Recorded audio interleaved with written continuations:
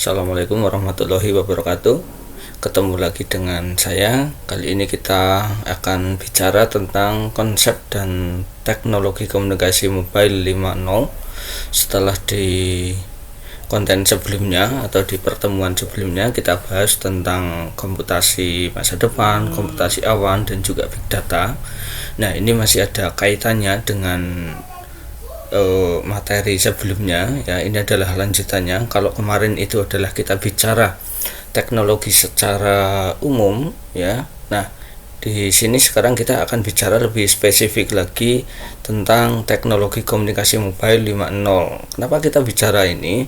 Karena berdasar fakta itu ya, bahwa semakin kesini itu akses teknologi ya, akses digital, kemudian akses internet paling besar itu adalah didominasi oleh mobile atau oleh gadget atau oleh smartphone. Nah, maka apa yang menarik, kemudian apa yang khas dari teknologi mobile ini yang kemudian kok bisa menjadi tren untuk teknologi pada masa sekarang ini? Oke. Kita bisa lihat di sini bahwa di tahun 2014 itu ada 7,4 miliar SIM card itu ya. 7,4 miliar SIM card ini adalah hampir setara dengan jumlah penduduk seluruh dunia tahun 2014. Nah, padahal kita tahu bahwa seluruh penduduk dunia yang jumlahnya 7,4 miliar ya saat ini adalah dia tidak semuanya memegang gadget. Nah, berarti apa maksudnya ya? Berarti di sana ada beberapa orang itu ya yang di sana kemudian dia memiliki beberapa SIM card. Nah, sekarang misalnya kalian bisa cek sendiri ya pada diri kalian atau orang-orang di sekitar kalian, kira-kira kalian itu di gadget yang dimiliki oleh kalian itu apakah hanya ada satu SIM saja, atau ada dua, atau bahkan mungkin ada yang punya lebih dari 2 SIM card untuk setiap orang.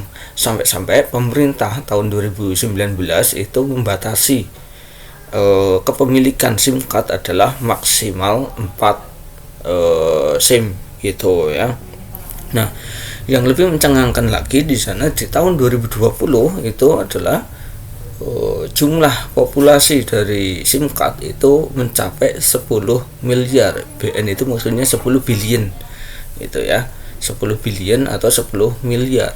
Nah, 2020 itu adalah sekarang ini. Dan ini adalah bukan suatu kebetulan, dan ini merupakan data prediksi ya. Prediksi ini presentasi yang disampaikan tahun 2016 yang kemudian memprediksi tahun 2020, dan ini memang betul menjadi kenyataan.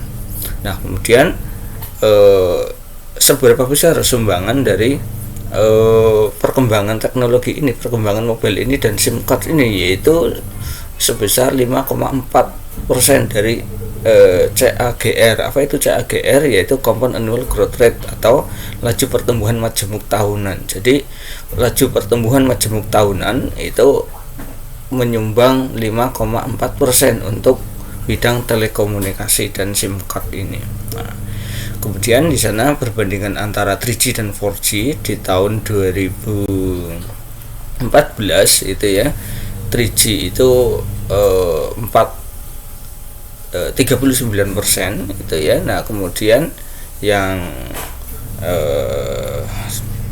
di tahun 2020 itu diprediksi mencapai 69%.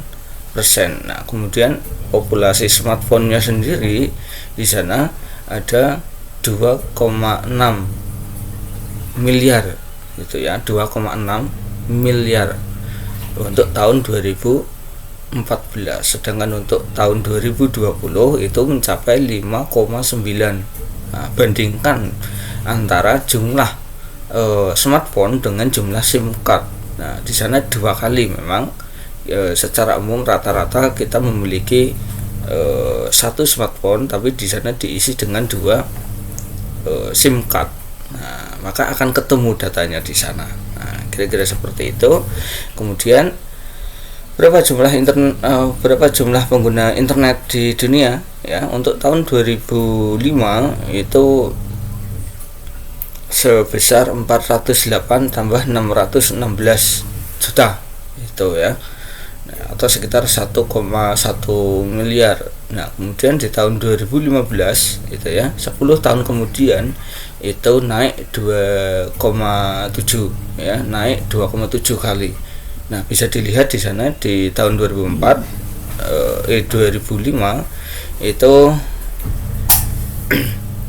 internet banyak berkembang di negara maju ya. Di negara maju di sini yang berwarna hijau muda itu ya bisa dilihat. Nah, di sini lebih dominan ya penetrasi internetnya ya, penetrasi internet, pengguna internet itu di negara maju yaitu developed countries. Nah, sedangkan di negara berkembang itu hanya 408 juta. Namun pada 2015 itu situasi berbalik, di mana negara berkembang emerging countries ini mendominasi yaitu sebesar hampir 2 miliar gitu ya, hampir 2 miliar pengguna. Nah, sedangkan untuk negara maju cenderung stagnan, naiknya di sana ya 2 kali lipat itu ya, 2 kali lipat dari 408 ke 838 juta. Nah, ini adalah fakta dari bagaimana pengguna internet dari tahun ke tahun itu semakin meningkat. Nah, kemudian kita bisa lihat di sana untuk evolusi dari lalu lintas mobile. Nah, ini tadi yang saya katakan kenapa teknologi mobile dan gadget itu mendominasi. Karena apa? Karena dilihat dari fakta yang ada di tahun 2011 itu ada lalu lintas data untuk mobile voice panggilan itu ya, melalui panggilan telepon mobile itu sebesar 173 petabyte itu 2011. Nah, kemudian masih di tahun yang sama untuk mobile data itu sudah mencapai 598 petabyte. Petabyte itu apa? Di atasnya gigabyte ya. Di atasnya gigabyte maksud saya. Nah, itu per bulan. Nah, kemudian di tahun 2013 itu sudah naik 3 kali lipat. Di tahun 2019 naik 10 kali lipat yaitu 18.000 ya. 399 peta. Nah, ini ya petabyte. Sedangkan untuk kenaikan dari mobile voice itu tidak begitu signifikan, dari 173 di tahun 2011, kemudian 218 di tahun 2013 dan hanya naik sedikit 283 di tahun 2019. Ini adalah salah satu fakta data itu ya dari bagaimana teknologi mobile semakin kesini itu semakin mendominasi. Nah, selanjutnya kita akan lihat evolusi dari teknologi mobile itu ya, dimana untuk sebelumnya itu ya ada sebelum era 5G yang akan kita bahas di sini nanti secara mendetail, itu ada 4G, ada 3G, ada 2G gitu ya. Dan sebenarnya ke belakang masih ada satu lagi yang namanya 4G itu ya, atau teknologi generasi pertama tahun 80-an, dimana ini adalah sebagai penanda teknologi. Kita bisa lihat ketika masih 2G itu ya tahun 2000-an awal itu teknologinya GSM, Edge, kemudian naik ke WCDMA dan HSPA Plus. Ini adalah teknologi 3G. Nah, teknologi 3G sampai sekarang juga masih banyak yang menggunakan. Kemudian yang sekarang lagi tune in itu ya, yang lagi tren itu adalah 4G. 4G di mana teknologinya itu adalah LTE ya, LTE strip E itu ya, yang sampai sekarang ini masih menjadi tren. Nah, kemudian kita di teknologi masa depan ini juga ada 5G ya, sudah mulai penelitian ini sudah dimulai sejak tahun 2012 2013 itu ya, mulai ramai itu ada grup-grup penelitian untuk 5G itu 2014 2015 itu ya, dan 2020 ini nanti adalah yang diprediksi menjadi titik tolak peralihan antara 4G dan 5G. Nah, kita di sini 4G aja baru gitu ya. Nah, ini sudah akan datang lagi 5G. Kapan datangnya? Kita lihat di skema ini ya. Nah, kita lihat dari yang pertama ini 4G ya. 4G itu tahun 80-an itu ya, penelitian rame dipakai itu tahun 90-an ya.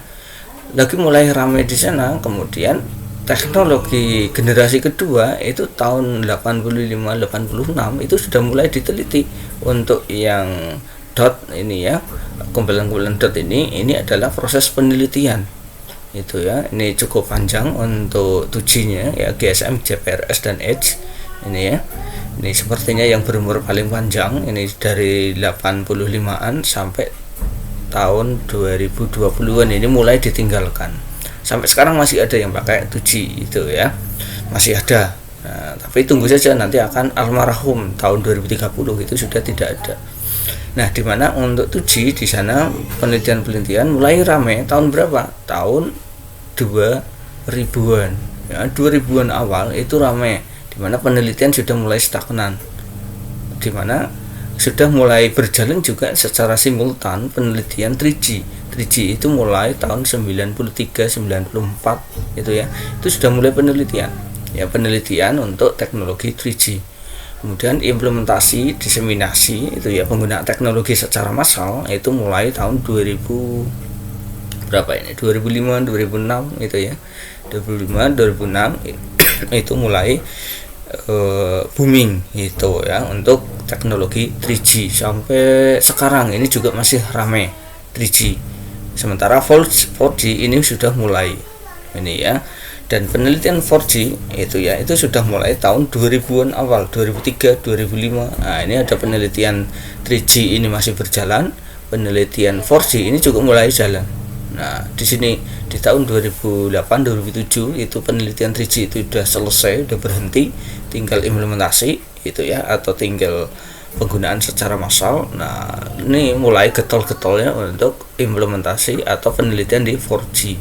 Sampai diseminasi rame itu 4G adalah mulai tahun 2016, 17, 18 ini di sini.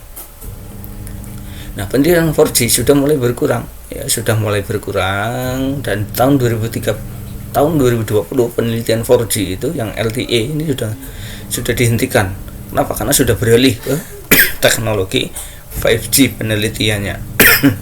Nah, ini kita bisa lihat garis di sini.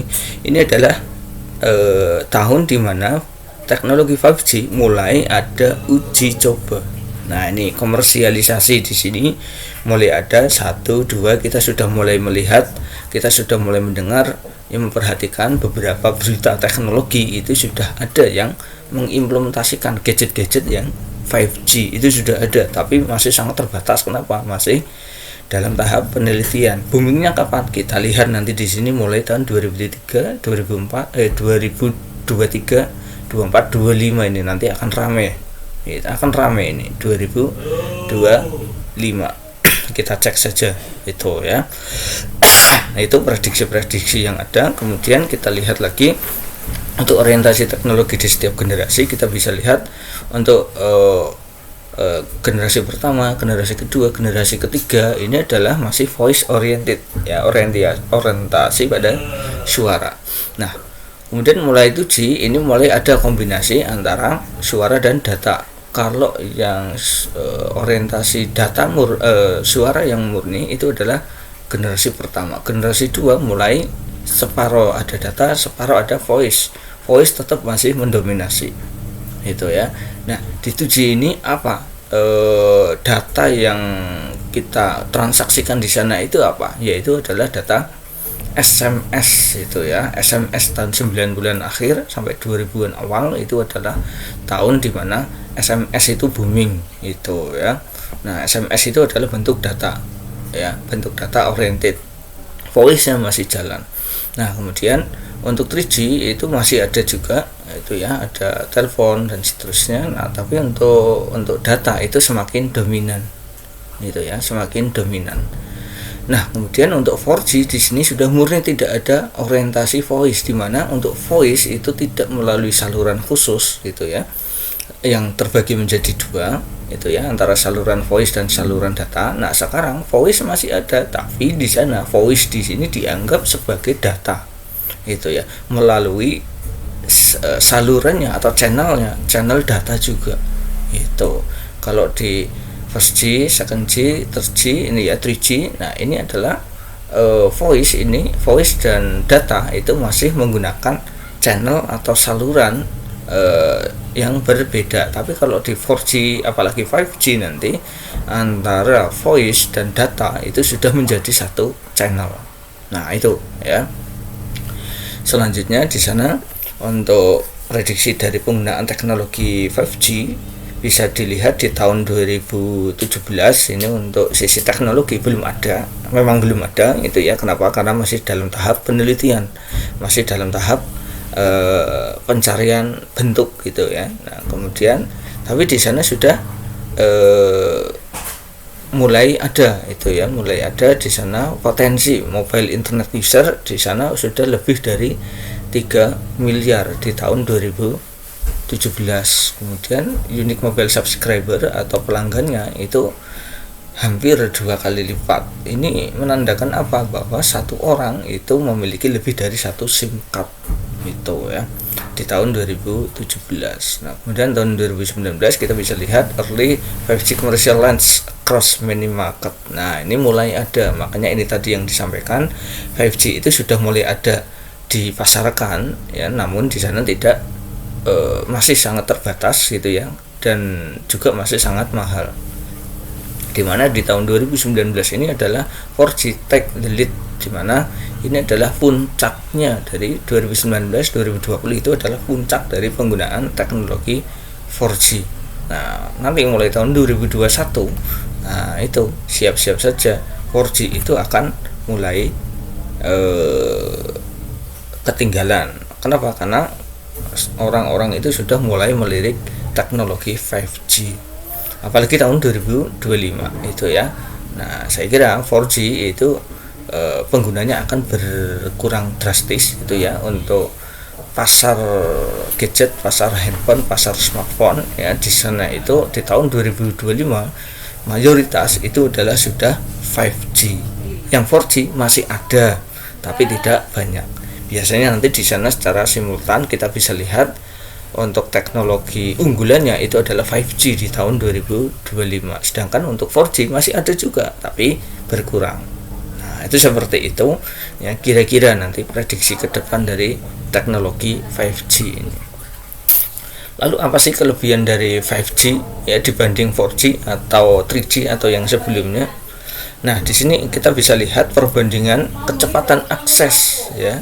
Nah, ini adalah yang menjadi jargon utama ya, yang menjadi jargon utama dari 5G yang dibangga-banggakan nanti ke depannya, di mana kecepatan yang bisa dihasilkan itu adalah 10.000 megabyte ya per second, atau berapa? Ini adalah berarti 10 gigabit itu ya, 10 gigabit per second. Maksudnya apa? Berarti nanti ketika misalnya kita download film HD ukurannya 5 giga misalnya ya, berarti di sana itu hanya paling beberapa detik saja, tidak perlu waktu yang lama. Itu beda dengan 4G. Kalau 4G sekarang hanya kecepatan maksimal itu adalah 1 giga ya. Dari 4G ke 5G itu kenaikannya sampai 10 kali lipat itu ya, atau bahkan ini 10.000, ini 1000 megabit, ini 10.000 ya, 10.000 megabit, dari 1 giga ke 10 gigabit per second. Ini ya, kecepatannya sangat tinggi. Ini yang menjadi jargon utama, sehingga nanti kalau misalnya ada YouTube itu pakai 4G ada sudah lancar, tidak ada hambatan sama sekali kalau memang sinyalnya bagus itu ya. Itu 4G. Apalagi nanti 5G itu untuk apa sih? Dengan kecepatan akses, kecepatan transfer data yang secepat itu nanti untuk apa? Kita lihat setelah ini ya. Nah, welcome to 5G. Nah, di sini kita lihat ya implementasi dari eSIM itu ya. Jadi ke depan kalau kita akan beli gadget itu SIM-nya itu akan dibundel di dalam gadget yang kita beli. Itu kita tinggal mengaktifkan ke salah satu operator.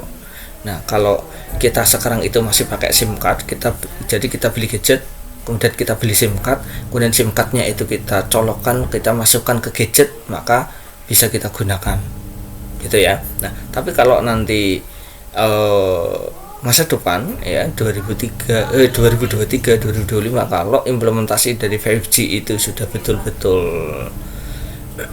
masif gitu ya, maka penjualan gadget itu sudah bundel dengan penjualan eSIM itu ya, dimana eSIM ini nanti akan the profile data, nanti dia itu akan disimpan di dalam gadget ini sendiri. Jadi tidak ada kepingan SIM ya, tapi yang ada nanti di sana kita tinggal download saja ya, kemudian simpan di eSIM, di mana eSIM-nya itu sudah disolder di dalam device di dalamnya itu ya. Nah, ini adalah perkembangan ke depan dari operator seluler itu ya. Dia akan membundle dengan salah satu misalnya, atau salah dua, kita tinggal pilih HP Samsung dengan operator Telkomsel misalnya, atau operator Indosat misalnya. Nah, nanti masing-masing ada paketnya. Nah, itu seperti itu ya. Jadi ke depan tidak akan ada kehilangan SIM atau SIM-nya rusak. Kenapa? Karena bentuknya itu sudah merupakan eSIM, bukan SIM card tapi eSIM. Nah, kemudian yang lain, keunggulan yang lain dari teknologi 5G yang sebentar lagi akan kita sambut bersama-sama mulai 2021-2023 itu ya, yaitu volume data itu akan berkembang 1000 kali gitu ya. Nah, volumenya itu akan berkembang 1000 kali. Kok bisa? Apa saja? Karena yang terkoneksi dengan internet itu tidak hanya gadget saja ya, tapi nanti akan ada yang kita maksud dengan IoT, Internet of Things. Segala sesuatu itu nanti akan nyambung dengan internet. Nanti akan ada pembahasan juga tentang IoT. Nah, selanjutnya itu yang lain adalah ini, ada 10 kali sampai 100 kali peningkatannya device yang tersambung dengan internet. Nah, itu seperti itu ya, ini IoT. Jadi tidak hanya laptop, tidak hanya komputer, tidak hanya smartphone, tidak hanya tablet ya yang tersambung dengan internet, tapi nanti di sana juga ada kulkas, ada mesin cuci, ada lampu, ada kipas, ada alat-alat elektronik, ada oven, ada pintu gerbang, ada pintu rumah gitu ya, ada segala macam itu nanti akan tersambung dengan internet sehingga kita bisa meremote dari jarak jauh. Itu seperti itu. 5x atau 5 kali lower latency. Nah, ini apa? Yaitu kecepatan komunikasi data yang semakin tinggi. Latensi itu adalah jeda itu ya, atau gap antara ketika kita request satu perintah itu ya, kita request satu video misalnya, kemudian request itu langsung dibalas dalam waktu 1 atau 0,1 mili detik itu ya, atau mikro detik bahkan. Nah, kemudian yang selanjutnya itu adalah end user data rate, di mana end user data rate perkembangannya itu nanti adalah lajunya adalah 10 sampai 100 kali ya. Nah, kalau orang sekarang udah pada ngevlog, udah pada ngapa, nanti aktivitas apapun itu ya akan bisa masuk ke internet. Nah, kemudian yang terakhir ini salah satu yang diunggulkan dari 5G ini adalah konsumsi power baterai itu yang 10 kali lebih rendah, sehingga baterai kita itu nanti bisa lebih awet. Kalau sekarang baterai kita itu misalnya rata-rata bisa bertahan 24 jam misalnya gitu ya. Nah, maka nanti ke depan dengan teknologi 5G karena lebih ngirit itu baterai bisa bertahan hingga 2 hari atau 3 hari. Nah, itu seperti itu ya. Ini prediksi teknologi di 5G mobile gitu ya. Dan konektivitas apa saja sih nanti yang akan terkoneksi? Ini tadi sudah kita singgung sedikit. Nah, sekarang apa saja yang terkoneksi? Yang pertama, Extreme Mobile Broadband indoor ataupun outdoor. Misalnya di sana akan ada siaran langsung apa tanpa jeda, kita bisa nonton 5 live streaming secara bersamaan tanpa jeda. Ini Extreme Mobile Broadband itu ya. Sekarang arahnya itu televisi itu ya. Kemudian event-event apapun sekarang itu sudah online gitu ya, sudah online. Nah, nanti kedepannya akan semakin masif lagi dan itu kecepatannya akan juga semakin tinggi itu ya. Nah, selanjutnya di sana dengan 5G itu mengoneksikan apapun. Nah, ini nanti yang akan sesuai dengan konteks dari pembahasan kita yaitu TI dakwah ya, yang mana pola pergaulan masyarakat di era 5.0 teknologi 5.0 ini akan jauh berbeda itu ya dengan bagaimana pola-pola pergaulan sekarang ini, apalagi pada zaman dulu. Kalau kita bandingkan itu akan sangat jauh berbeda dengan masyarakat 5.0 ini nanti adalah connect everything tadi yang sudah disinggung di depan, yaitu smart home, building, cities ya. Di sana apapun itu nanti akan terkonek dengan internet. Nah, berikutnya yaitu ada sensing what's around, autonomous vehicle. Nah, dengan teknologi 5G ini nanti keberadaan mobil-mobil autonomous, mobil-mobil nirawak, mobil tanpa sopir akan semakin banyak berkeliaran di jalan-jalan tanpa ada insiden tabrakan. Kenapa? Karena sudah pinter itu ya, dengan adanya AI atau artificial intelligence itu. Nah, new way of interacting. Nah, nanti di sana itu misalnya adalah di sini dicontohkan layanan kesehatan ya, dan emergency dan respon emergency itu bisa dilakukan secara lebih cepat itu ya. Nah, kemudian yang berikutnya lagi yaitu critical infrastructure protection and control. Jadi di sana itu untuk objek-objek penting, untuk aset-aset penting. Di sana itu kita bisa melakukan pengendalian dan juga proteksi untuk keamanan yang lebih mumpuni lagi itu dengan adanya 5G. Nah, jadi di sana itu dengan adanya 5G nanti diharapkan failure is not an option. Jadi tidak ada pilihan untuk gagal itu ya. Jadi semua akan bisa berjalan dengan lancar itu ya, ada kontrol, proses automation itu ya. Nah, semua hal itu nanti akan bisa kita remote.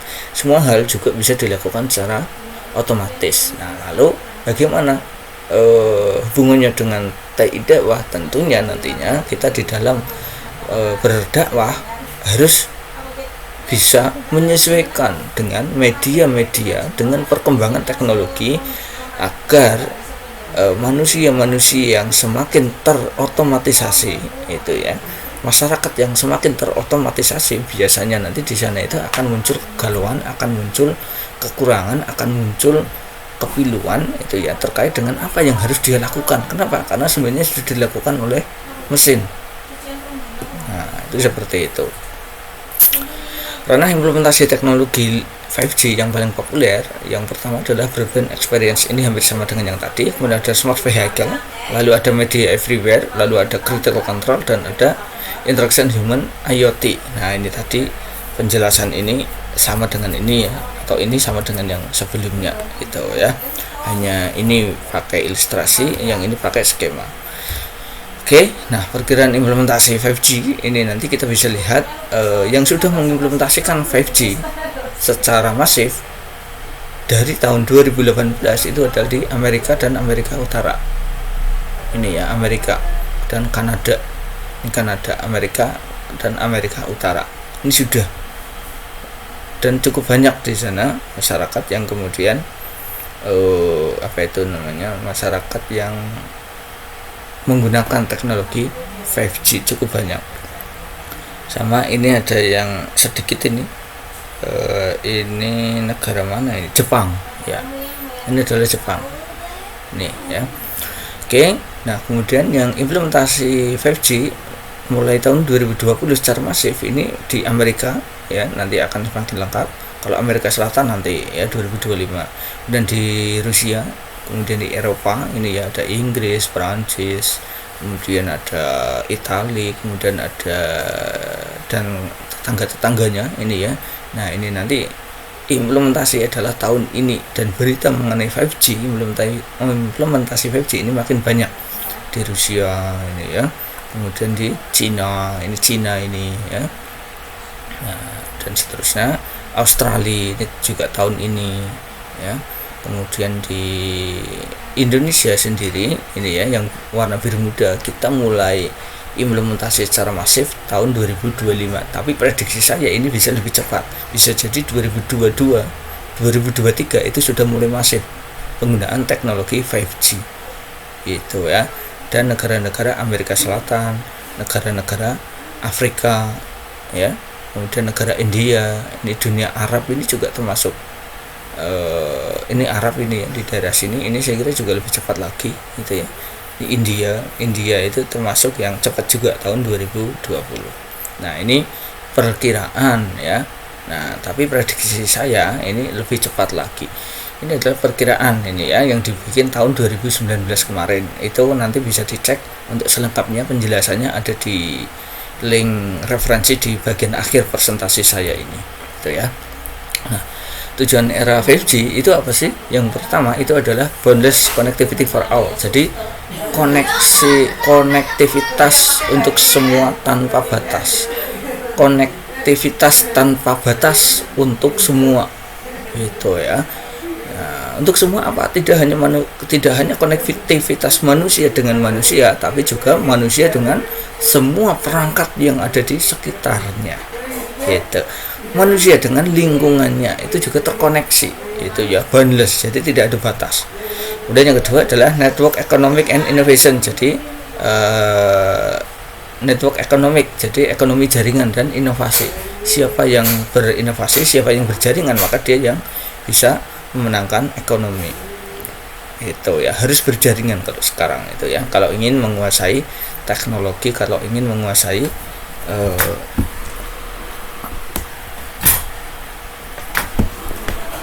sebentar baterainya low. Oke ya.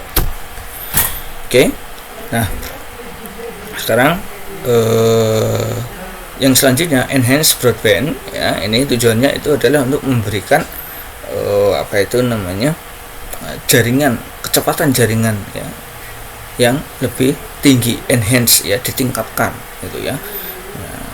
Kemudian yang selanjutnya itu adalah massive IoT and critical communication. Jadi di sana ini tadi sudah disinggung juga, yaitu terkait dengan massive IoT. Jadi perangkat-perangkat apapun itu nanti yang memang memungkinkan untuk dikoneksikan dengan internet akan terkoneksi.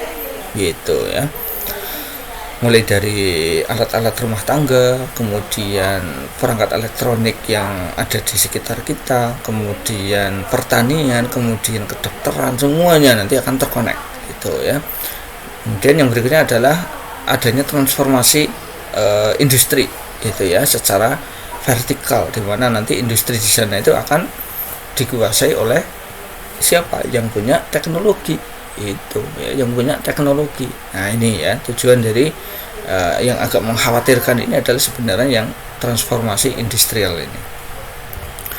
Oke, kelebihan 5G adalah tadi sudah dibahas juga sebagian itu ya. Jadi kecepatannya itu, data rate-nya itu adalah 10 sampai 100 kali dengan latensi 1 milisecond itu ya. 1 milisecond berarti 1/10 detik itu ya. Kemudian perangkat-perangkat yang terkoneksi itu nanti akan meningkat sampai 100 kali lipat dari yang ada sekarang itu ya. Kenapa? Karena tidak hanya manusia saja nantinya akan terkonek itu ya, tapi juga tidak hanya gadget saja, manusia melalui gadgetnya, tapi perangkat elektronik semuanya akan terkonek sampai nanti misalnya pagar rumah pun bisa kita remote itu ya. 10 years battery for sensor. Jadi di sana itu penggunaan baterai itu juga akan bisa lebih efisien lagi. Kemudian bisa mengurangi penggunaan energi hingga 90%. Tapi dengan kapasitas yang 1000 kali lebih besar gitu ya, lebih besar, more capacity. Nah, inilah teknologi. Jadi penggunaan energinya makin kecil tapi layanannya itu makin maksimal. Nah, dimana tingkat ketercapaiannya itu nanti adalah hingga 99,99%, nyaris 100%, dimana semuanya nanti dipersepsikan akan 100% tercover seluruh perangkat ya, elektronik gitu ya, yang ada di perkotaan ataupun di pedesaan. Semua bidang itu juga akan terkonek. Ada pendidikan, ada kependudukan, ada kesehatan, ada segala macam di sana nanti akan bisa terkoneksi. Nah, berikutnya di sini ada apa saja sih? Ini tadi yang saya singgung di depan. Ini adalah nanti teknologi yang akan didukung dengan kecepatan tinggi, broadband 5G itu ya. Apa saja? Kita langsung bisa lihat. Jadi untuk layanan-layanan atau untuk teknologi yang membutuhkan koneksi atau kecepatan tinggi itu adalah ini, bisa dilihat ada autonomous driving ini ya, kemudian ada augmented reality ya, lalu ada virtual reality, lalu ada tactile internet itu ya, nah, lalu ada wireless based office, ada multi person video call kayak sekarang yang lagi ngetren itu ya, ada Zoom, ada Google Meet dan seterusnya. Nah, ini udah mendekati kecepatan tinggi. Nah, ini apa maksudnya? Nah, ini udah augmented reality, virtual reality. Nah, ini sudah kita bahas di pertemuan yang sebelumnya. Jadi bagaimana memadukan antara dunia virtual dengan dunia nyata itu ya. Dunia virtual dengan dunia nyata itu disatukan itu ya. Jadi misalnya adalah virtual reality, kita pakai kacamata pintar, kemudian kita pergi ke toko. Nah, kita seolah-olah sedang berada di toko padahal ada di rumah, kita bisa belanja. Nah, itu seperti itu contohnya ini ya. Nah, jadi teknologi-teknologi yang kemarin kita bahas di pertemuan sebelumnya, ada autonomous driving, ada augmented reality, ada virtual reality. Nah, itu adalah beberapa teknologi yang membutuhkan koneksi berkecepatan tinggi. Nah, untuk 4G ini masih belum mumpuni, tapi penelitian ini berjalan terus. Dan ini sudah berlangsung sejak lama. Tinggal nunggu nanti gongnya itu adalah ketika 5G ini sudah masif dipakai, maka augmented reality, virtual reality itu akan menjadi kenyataan. Akan masif, banyak yang menggunakan.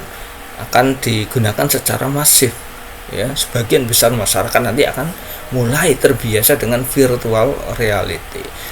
Terbiasa dengan augmented reality, terbiasa dengan autonomous driving. Kalau sekarang autonomous driving itu masih banyak bugnya ya, masih ada kecelakaan, masih salah prediksi dan seterusnya ya. Tapi nanti ke depan dengan kecepatan yang sangat tinggi di atas 1 gigabit per second itu ya bandwidthnya, maka dia akan bisa lancar ini semuanya itu ya.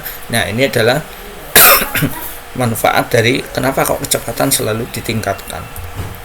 Nah, konektivitas cerdas misalnya yang pertama itu adalah personal assistant. Kita nanti akan punya personal assistant yang lebih cerdas itu ya. Lewat apa? Lewat gadget kita tinggal install personal assistant, maka personal assistant itu akan bisa tahu apa yang kita mau, bisa memprediksi apa yang akan kita lakukan. Berdasar apa? Berdasar semua hal apa yang selama ini sudah kita lakukan itu ya, itu personal assistant. Lalu robotik itu juga akan berkembang pesat. Lalu speech, image, and video recognition ini akan bisa dilakukan dengan lebih cepat dan akurat itu ya. Bidang kajian dari artificial intelligence speech misalnya apa, nanti di dalam kalau speech ini kan dialog gitu ya, atau percakapan atau ceramah itu ya. Nah, di sana itu speech to text, text to speech itu akan bisa dilakukan dengan lebih sempurna dan dengan kecepatan yang tinggi. Kalau sekarang misalnya ada aplikasi text to speech atau sebaliknya speech to text, yaitu mengubah bagaimana dari audio menjadi tulisan atau tulisan menjadi audio. Kalau kalian gunakan Google Translate itu contohnya itu ya, itu adalah speech to text.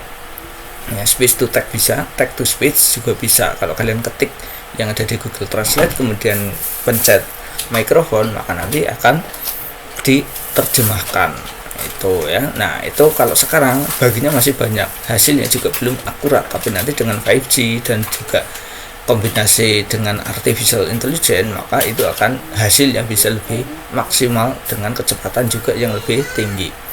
Nah, selanjutnya di sana ada virtual augmented reality, kemudian ada computer vision. Nah, ini yang tadi sudah dibahas. Yang selanjutnya lagi logistik, nanti juga akan semakin smart. Yang selanjutnya lagi contextual dan recommendation juga akan lebih bagus. Selanjutnya lagi surgery dan healthcare, ini nanti juga akan semakin canggih. Dan yang berikutnya gaming juga akan semakin canggih, machine learning juga semakin canggih dengan adanya kombinasi antara artificial intelligence dan 5G. Nah, ini slide kita yang terakhir yaitu konektivitas cerdas masa depan. Ini gambarannya ya untuk hari ini dan masa depan. Ini adanya IoT ya, lalu ada 5G, lalu ada AI. Nah, apa yang dihasilkan era 5G yaitu interoperable network, yaitu dari 5G, 4G, 3G, mobile dan seterusnya. Itu nanti akan flexible, reliable, high speed, low latency and capacity network. Jadi akan ada koneksi yang berkecepatan tinggi dan bisa mudah untuk switch dari 5G, 4G, 3G dan seterusnya. Artificial intelligence komputer itu komputer IQ nanti akan 10.000 lebih pintar dari manusia, di mana manusia itu hanya IQ paling pintar itu adalah 140. Nah, kemudian Internet of Things itu ada 25 miliar device yang terkoneksi atau perangkat yang terkoneksi, itu ada sampai 25 miliar gitu ya. Nah, kalau sekarang itu baru 9 miliar. Tapi nanti kalau sudah 5G itu udah bisa sampai 25 miliar perangkat. Orangnya saja itu atau manusianya saja sekarang hanya 7 miliar, paling nanti mudah 8 miliar, 9 miliar atau 10 miliar manusia. Lebih banyak perangkat yang terkoneksi dengan internet daripada manusianya itu sendiri. Dari sekarang 7 miliar saja yang terkoneksi dengan internet, manusianya itu kan separuhnya, paling hanya 50%, 60%, 3 miliar atau maksimal 4 miliar. Nah, sisanya ya belum terkonek dengan internet itu ya. Nah, tapi nanti device-nya itu akan jauh lebih banyak yang terkoneksi dengan internet. Jadi nanti kalian itu siap-siap saja akan tersaingi dengan kecerdasan komputer, artificial intelligence. Kombinasi antara artificial intelligence, 5G, IoT ini nanti akan menciptakan komputer yang pintar, 10.000 lebih pintar dari manusia. Siap-siap saja kalian akan tersaingi oleh kecerdasan komputer. Tapi nggak masalah itu. Apa yang tidak dimiliki komputer? Yaitu perasaan, yaitu cinta.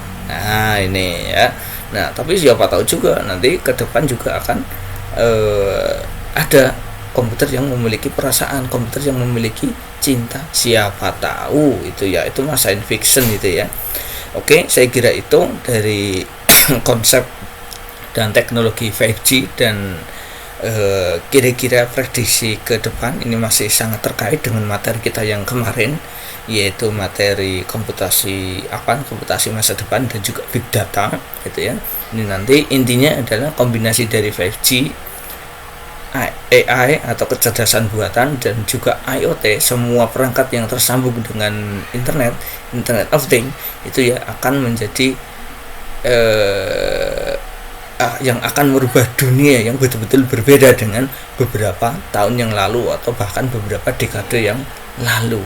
Itu akan betul-betul berbeda. Anak-anak kita itu nanti akan merasakan betapa teknologi ini akan memanjakan mereka. Kita siap-siap Itu ini prediksi, dan biasanya prediksi teknologi seperti ini tidak meleset begitu jauh. Itu ya, saya kira itu untuk penjelasannya. Kemudian untuk presentasi tadi yang saya sampaikan itu saya ambil dari 4 sumber ini. Nanti silakan kalian bisa baca lebih lanjut, kalian bisa klik lebih lanjut, bisa diklik itu ya, silakan. Nanti PDF-nya juga saya taruh di e-class itu ya, untuk bisa kalian pelajari lebih lanjut. Saya kira itu untuk materi kita pada kali ini. Semoga bermanfaat. Mohon maaf kalau ada kesalahan dan ada kekurangan. Terima kasih sekali lagi. Kita akhiri. Assalamualaikum warahmatullahi wabarakatuh.